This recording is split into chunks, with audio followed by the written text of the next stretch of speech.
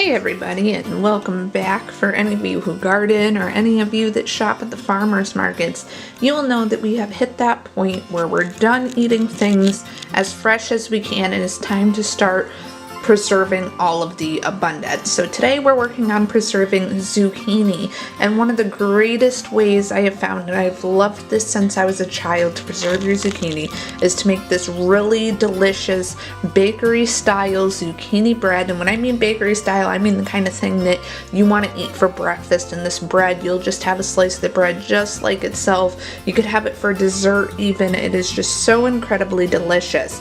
So in order to jump right into the things, the first thing that you're going to do that I have already done is you're going to grate everything up. You're going to grate your zucchini, and do not worry, the amount that I'm showing you here today, I am cooking in bulk, but in the bottom as I go along, I will put the amount for a recipe to perfectly make 2 loaves of bread.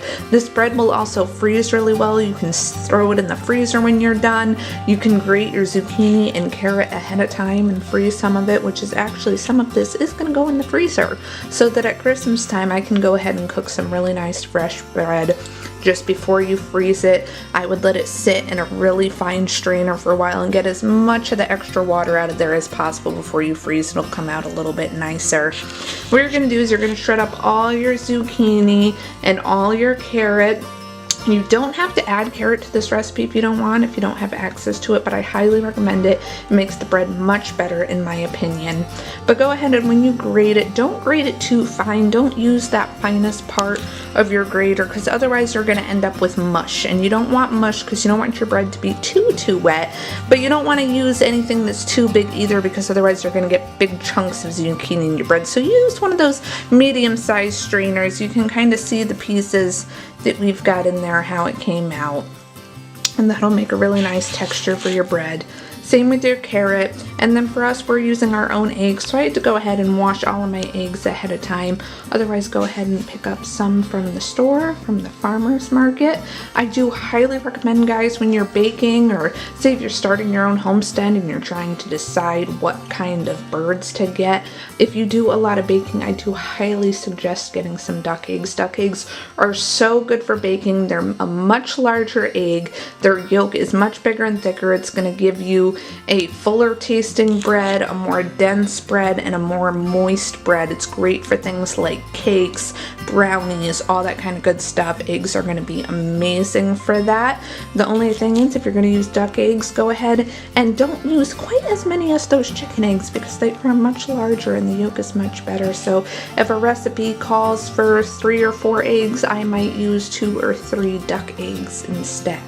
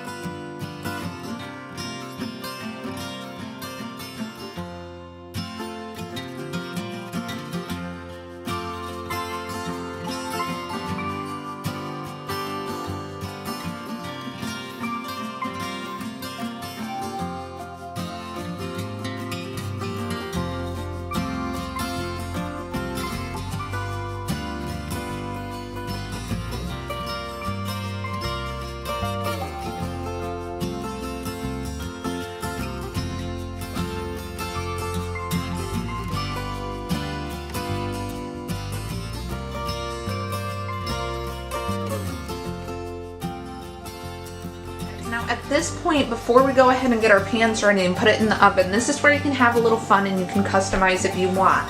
The amount that I have here, I'm making 4 loaves with this, in which I'm going to go ahead and I'm just making plain old zucchini carrot bread, which I really enjoy. But with the rest that I have here, I'm going to make a whole nother batch like this. I'm going to go ahead and add some fun stuff to it. You can do all different things with this. Play around, see what works for you. The 3 different things that I suggest, each individually, not in combination, is to make a loaf that has some blueberries added to it. Make a loaf that has some chocolate chips added to it. And the third, which is really, really tasty, is to go ahead and add some raisins. The only thing about this bread though is a lot of times when you add those additives, they tend to sink to the bottom. So what you're gonna wanna do, whether it's your chocolate chips, your blueberries, your raisins, whatever it is that you wanna add, you're gonna wanna put it into a separate bowl first and go ahead and coat those in some dry flour, and that's gonna help them from sinking. It's gonna keep them a little bit more afloat in that bread. And you're not gonna wanna stir those in whether you're using a mixer or a whisk. You just wanna go ahead and take a spatula and you're just gonna fold it in. So you're gonna dump it on top, just give it a really nice light stir just to get it mixed into the batter a little bit.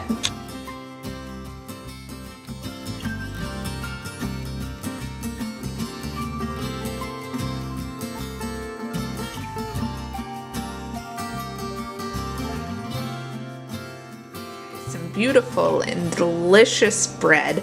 I prefer this bread cold, and I mean like nice and chilled. I like to keep it in the fridge and eat it in the morning, nice and cold. It's a good moist bread. Some people like it warm. Try it both ways, see what you like best, but I highly, highly recommend this bread. I grew up on this bread. It is so delicious, so worth the effort and the time. It's a nice moist bakery, just good delicious bread. I hope you guys try it. It's so good.